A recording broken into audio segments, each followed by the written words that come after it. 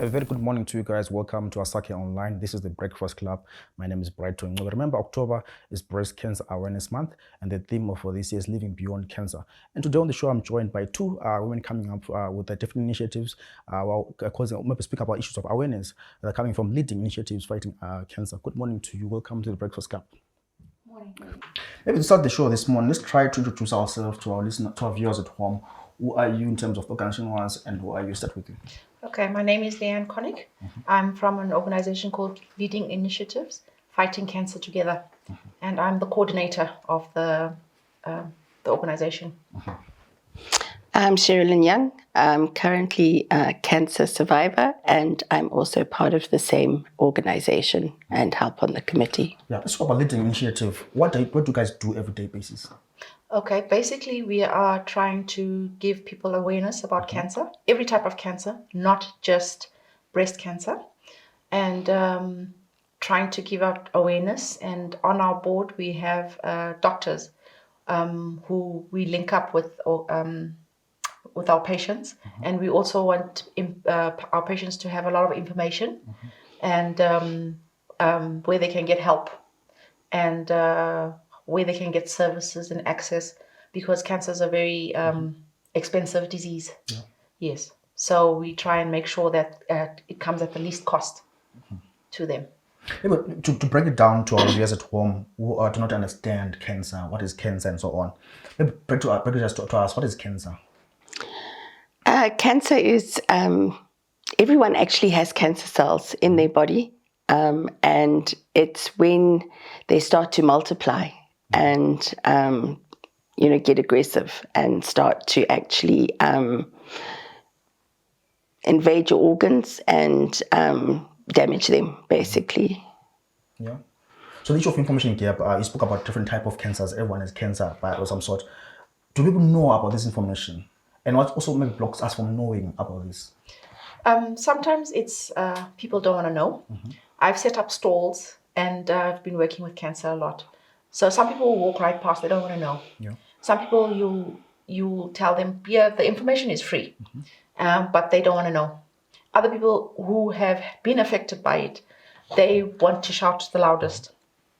So during COVID, that's when everything collapsed for all organizations that were fighting cancer, not only fighting cancer, but all non-governmental organizations and these charity organizations collapsed because there was no funding, everybody was not working. So we're starting up again. Yeah. Earlier on off air before we started the show, I spoke about different type of cancer. I was shocked to learn that men also might have breast cancer. Maybe break it down to us on that, the issue of men also having breast cancer. To be honest, I don't know a lot about the men's, but when I was overseas some years back, my children were flower girls to my best friend, and one of the guys there, subsequent to us going to the wedding, he actually developed breast cancer, and I was actually quite stunned. But it is definitely there, and it does happen. Yeah. Do you want to add? Yes. 1 in 100 men can actually get breast cancer. And when a man gets breast cancer, it's actually more aggressive because you don't have breast tissue, and it can metastasize into your bones faster and spread faster. So it's more aggressive. And women,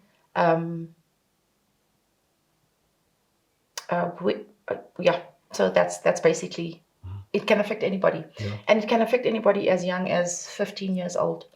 So even like for a menstruating lady, when you start your menstruation, you should start checking, because you should actually start checking from the time you're 15 years old or the time you start your menstruation, because that's when your breasts are developing, etc.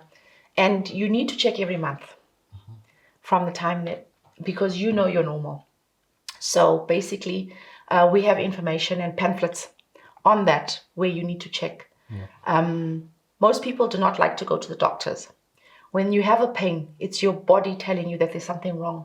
But most people, they take a tablet and then, think they're okay. But your body is a wonderful machine and it's telling you there's something wrong.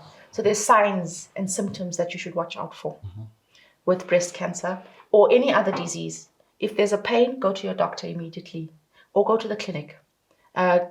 Saying I'll wait for money, etc. Your health is your wealth. It comes first because you cannot look after anybody else if you are not healthy. You spoke earlier to say you're a survivor, right? Maybe take us to your journey. That maybe today you discovered that you have cancer, up to the day that maybe you survived. Let's talk about that, the issue of discovering that you have cancer. Okay, so there was a history of breast cancer in my family. Down my mom's side, my maternal grandmother, I remember when I was a child, she had, in the end, she had a double mastectomy at 2 different times. But of course, I was a child in those days, so I have no idea which particular cancer she had or anything. And strangely enough, it's missed a generation. So my mom was fine, but it came to me. And because of having that history, I was very conscious of going for annual checkups. So I used to go every year for breast checks and all that sort of thing. And it was actually not in one of my routine checkups because I had the checkup and my GP said, no, you seem to be fine. But I have a thyroid problem, which I also inherited from my mom. And she said, I want you to do some tests and then I want you to come back because I need to see if we adjust the medication. So I'd had my checkup, I think in August, September, went to her in the December. And she said, oh no, the thyroid and everything's fine. She said, but I would like you to have, and before she said anything, I said, not a mammogram. And she said, no, an ultrasound. I said, fine, I'll go for an ultrasound. So I went for the ultrasound, and the gentleman who did it for me turned around and said, ma'am, are you aware you have a lump? And I was like, no, I am, because I hadn't felt anything. I lie. In hindsight, I had felt a little bit of discomfort under my left arm, but nothing that I would take a pill for or, go and check. You know what I mean? It was, yeah. And so it was the start. And because I had been having routine checks, it was caught early. It was a ductal carcinoma. I think it was grade 1, grade 2. I'm not 100% sure. And it was hormonal related. And they said to me it was one of the better ones to have, and the fact that it was caught early was also an advantage to me. But then that's when some of the problems hit. They had to have biopsies and everything. At the time, it was COVID. I was diagnosed in December 2019. And no, I lie, sorry, 2018. And we couldn't get needles. It was a mission. I had to actually ask friends out of the country to send them up. Then I had to fight with customs not to charge me duty. And it went from there. Anyway, I had the biopsy done. The operation protocol, the standard operation protocol in Zimbabwe is a mastectomy because of the unavailability of the chemo drugs and the expense of them, and also the radiation, machines again, and the expense and the fact that a lot of the time they're not working. Anyway, a friend of mine had also gone the same road as me, but she had had a double mastectomy and she'd had it 4 years before, and she had hers in South Africa. And I just said, because mine was caught so early, they said I could have a lumpectomy. Well, here in Zimbabwe, they don't want to do a lumpectomy. They want to do a mastectomy. So I spoke to the surgeon concerned together with my friend, and he said, no, it's fine. He said, you can go to South Africa, have whatever you want, done there. He said, because we don't offer it here. And he said, but I am getting there. And I know he is. He's just come back from doing 2 or 3 years over in Ireland, and he's come back, and hopefully we will get to the same places, South Africa. And he said to me, no, go and do it. So I did, because I also wanted reconstruction, which again is plastic surgery, which is also, not readily available here. And then when I got to South Africa, I was on medical aid, but then when the crunch came, the medical aid said they weren't going to pay. And within 4 years, my friend who had the double mastectomy, which cost her, and she had to borrow money from her company that she was working for at the time, hers was 30,000 Rand. For me, I was just a lumpectomy.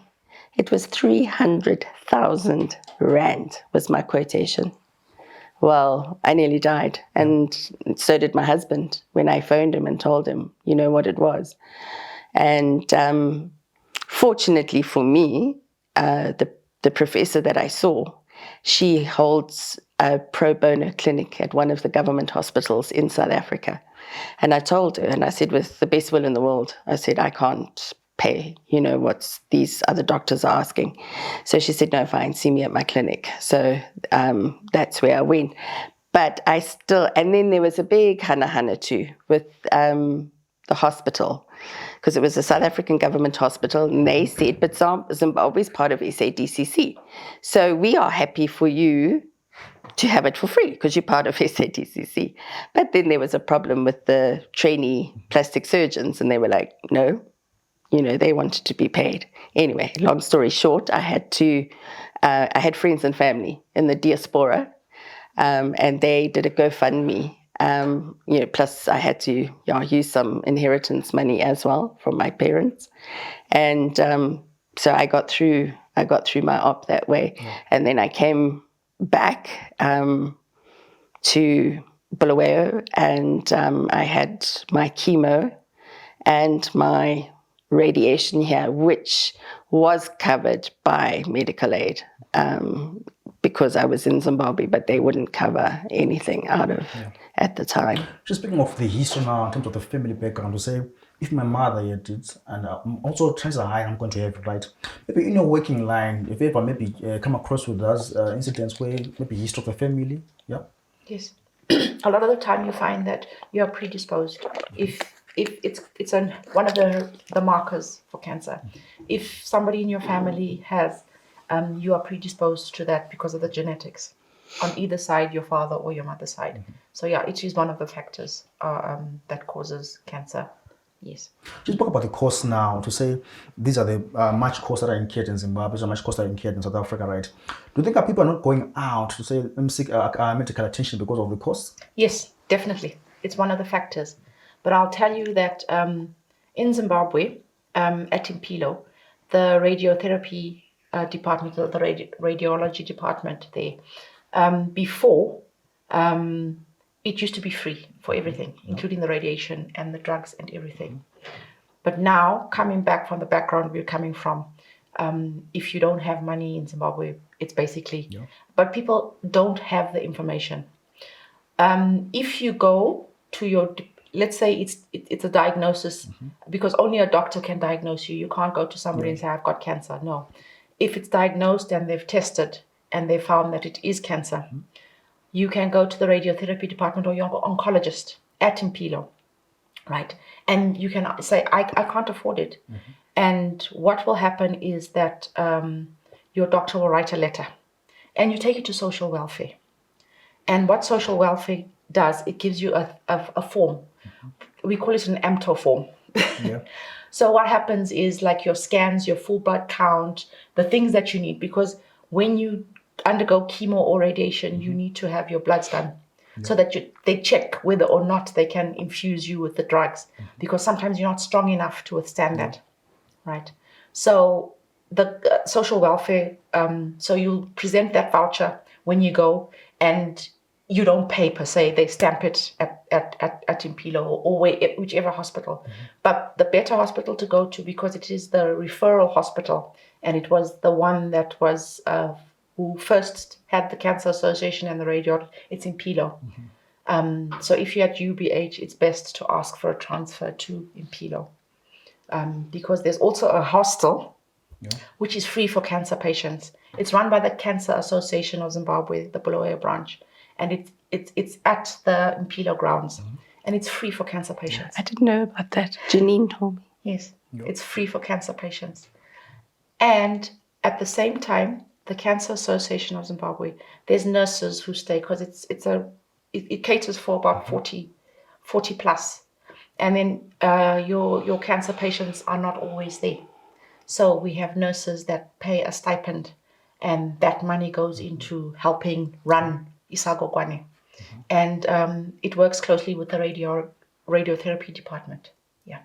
Maybe to at least to our viewers watching the show, maybe some people are not aware of the symptoms, the signs, the limbs. We talk about the limbs area on to say, if I touch my breast right now, what should I look out for? To say this is breast cancer, you have no breast cancer. What should I look out for?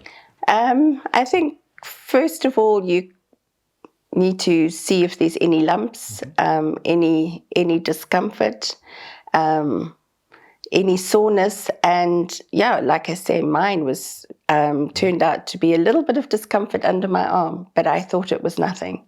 And if you feel a bit of discomfort, it's best to just check it out, because by then that discomfort under my arm it had gone into my lymph nodes, and once it goes into your lymph nodes, it's then got access to your whole body.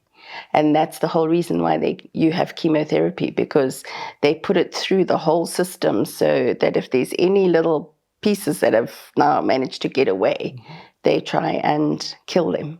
Yeah, I think most people maybe fear going to the hospital. Wanted to add something? Yes, I wanted to add that another thing is, as I said before, you're supposed to be checking every month, right? You know your body. There's a way you're supposed to check. We've got pamphlets on that. But usually every month, like 7 days after your period, when your breasts are not tender, because when they're tender, then you think it's something, and it's not. You look for redness, even a discharge. Like if you have a partner, you can ask them, does it look different? Yeah, because sometimes 9 times out of 10, the person who discovers that you have breast cancer is your husband. Yes, or your partner. Because they can feel, and they're feeling, of course. And then sometimes we'll be able to tell you that this is what's happening. But stand in front of a mirror or in the shower and you feel your breasts. So basically, I can actually show it to you. You take your left leg and you stand in front of the mirror and you palpate, as they say, and you check if there's any lumps. You lift it up. You look, because sometimes you might have, some people have double nipples or whatever. If any changes on that, you should actually go to your doctor immediately or to the clinic. And even if your doctor says, no, it's nothing, if you're feeling uncomfortable, get a second or a third opinion. It doesn't hurt. You're saving your own life, because it's your life and your health. So you basically do that, and you do it to the other side, and you look in the mirror, and you just check. If you are this is going through your menstrual cycle. But if you are on menopause, choose any time of the month, like say the 15th or the 13th or whatever day that you feel comfortable and you are able to do it. Just check. You spoke about radiation and chemo earlier on. I've always heard people talking about chemo, and people cutting off their hair and so on. Maybe break it to us down, maybe also the viewers at home. What is chemotherapy? What is radiation? So chemotherapy is drugs, and they use different drugs for different cancers. I know I don't know the chemical name, but we all know this one that's called the red devil, and it is red in color when they put it in, and it's very intense, and so obviously it goes right through your whole system, and chemo actually kills the nerve endings in your body, and because they're trying to get every little bit out, and so that's the reason why you lose your hair, you lose your eyebrows, you lose your eyelashes. Sometimes you lose the feeling in your fingers. I have a problem with these 3 fingers, especially if I'm trying to do like fine things. Open those plastic bags at the vegetable counters can drive me crazy, and the dustbin bags. battle to open them. It can also affect your feet. I have a problem with that as well. So I can't do all the walking activity that I used to do. Radiation is different. They send radio waves into your body, but they carefully map your body first as to where it was and everything, and then it's done by a machine, and it's usually a few minutes every day for about 25 days. It just depends what type of cancer it is and what the oncologist decides. Again, with me, it was during COVID, and the machine in Bulawayo wasn't working. I had to get special permission to be driven up by my husband to Harare. I stayed with a friend. Fortunately, she was also a cancer survivor, so she knew where I had to go and everything. And I went to the one and only machine that was working in the whole country at the time. And you just have this for the 25 days or whatever. Well, mine was broken up. It landed up being longer because that poor machine was working so hard. It actually broke down a number of times. So it added on to my days. And then eventually in the end, it stopped altogether. And they couldn't bring anyone in from out the country to fix it. No. So fortunately, the one at Impilo was up and running again. So I came back to Bulawayo and finished mine there. With the radiation, I would say the main thing there is you get burns, because it's quite intense. But the doctors are very good. They give you creams and stuff. They say to you, not to get the area wet. You've got to keep it, dry as much as possible.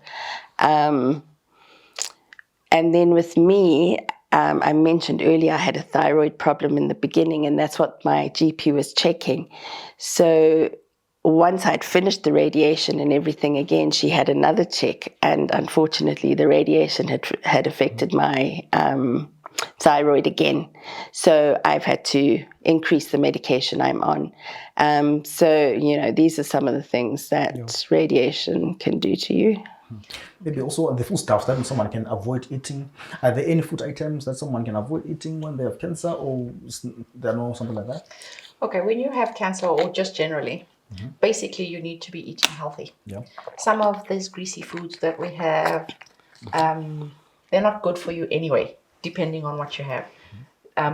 If you have diabetes, you're supposed to avoid sugar. It's the same thing, because the cancer, it's an abnormal cell in your body. So if you feed it, it's going to grow. So if you're going to eat carbohydrates and greasy foods and stuff like that, it's obviously going to increase. So if you eat a healthy, balanced diet as much as possible, then you stand a better chance of, recovering or going through the treatment better. Usually people say, a preventative measure, but it's not 100%, is to have a glass of lemon or a glass of water with lemon juice in the morning to cleanse your system, just generally, or a glass of warm water in the morning to start your system working, and it helps with flushing out your toxins, because that's how your kidneys and your bowel work. But if you are dehydrated, what's going to happen? Nothing's going to come out, and so you need to just keep healthy and eat. They have found, there have been a couple of investigations done, and cancer cells thrive on sugar.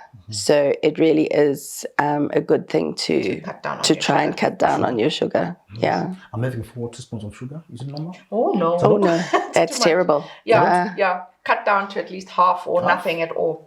You know what happens to when we start something? It's very painful in the beginning. But if you cut down slowly, or you have an alternative, rather use honey. It's a natural product, as much natural as possible.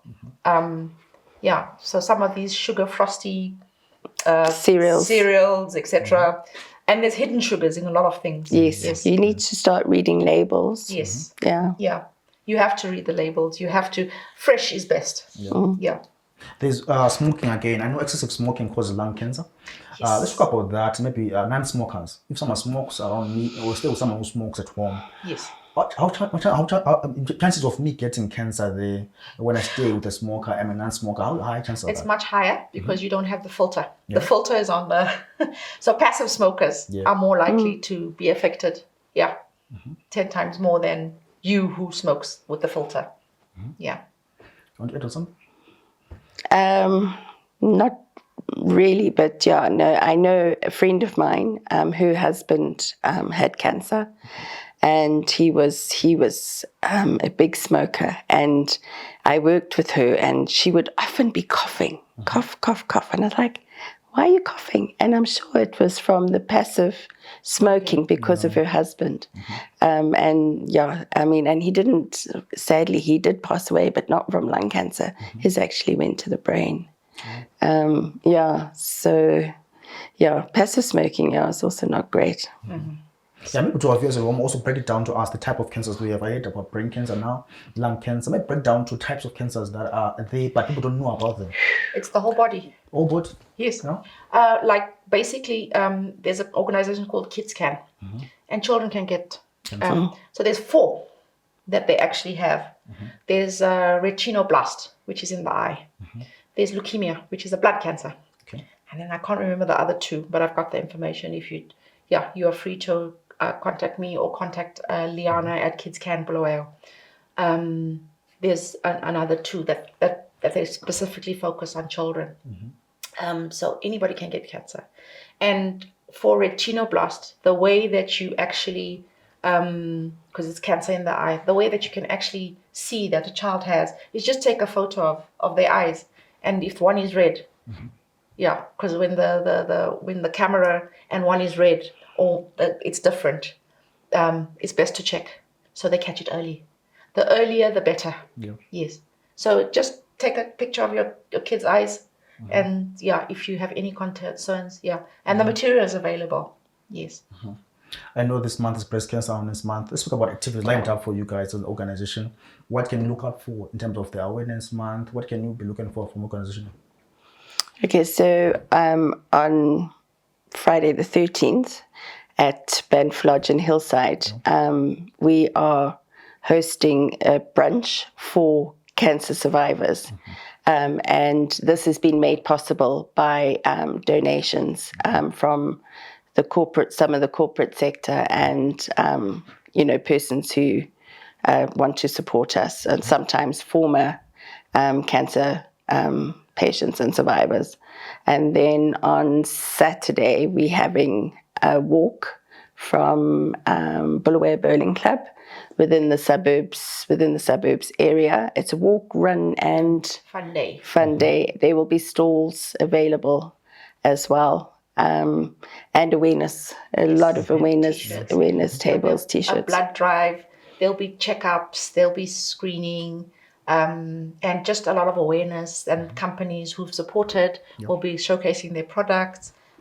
It's basically a fun day, and people have been missing the Spa Bonsa walk that we have every year. So it's about 4 or 5 years, I think, that we haven't had it. So people are excited. COVID. Yes, because of COVID and other things that are happening.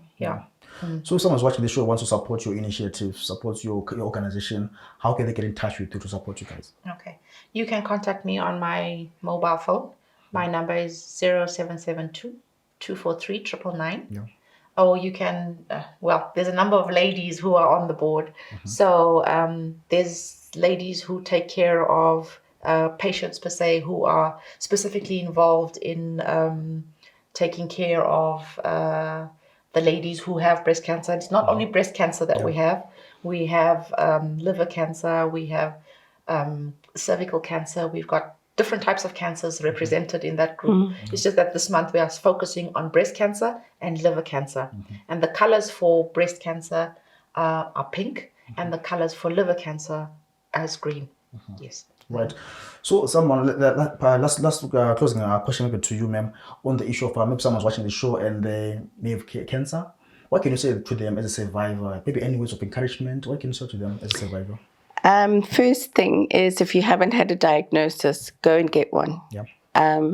The sooner you catch it, the better your chances of survival and for making a plan for the future. Okay. Any closing words to them? Right, please go get tested. As I said, if there's a pain in your body, don't ignore it. Go to the doctor. Your body is telling you that there's something wrong. So as soon as you can, go and see your doctors, please. You will save your life and save your children's lives. And we want to be with people. We don't want them to lose them to cancer. Yeah. It's a horrible disease to go through. Yeah. But also to share, you maybe address with your offices if someone wants to walk in there. Maybe share your social media pages, your Twitter, your Facebook, if there's any. Mine is Leanne Connick at gmail.com. Yeah. That's mine. I don't know, Cherylynn. Yeah, mine has toe caps at gatorZW.co.uk. And that's my email address. Our offices are situated at Dr. Ngojo's office. It's 101 Haylett House, 9th Avenue. And you can see Rosina or Dr. Chingojo. I'm sure you'll be able to put the numbers on the screen and we can give you that information. Leanne and Cherylynn, thank you so much for your time this morning, for coming through to the Breakfast Club. Thank you. Thank you. There we have it. This has been the Breakfast Club. This is Asake Online. My name is Brighton Ncube. I was with two representatives coming from leading initiatives fighting cancer together. Remember, October is Breast Cancer Awareness Month. Be part of this cause and celebrate, and also make people aware of breast cancer and to play your part. For myself, it's bye for now.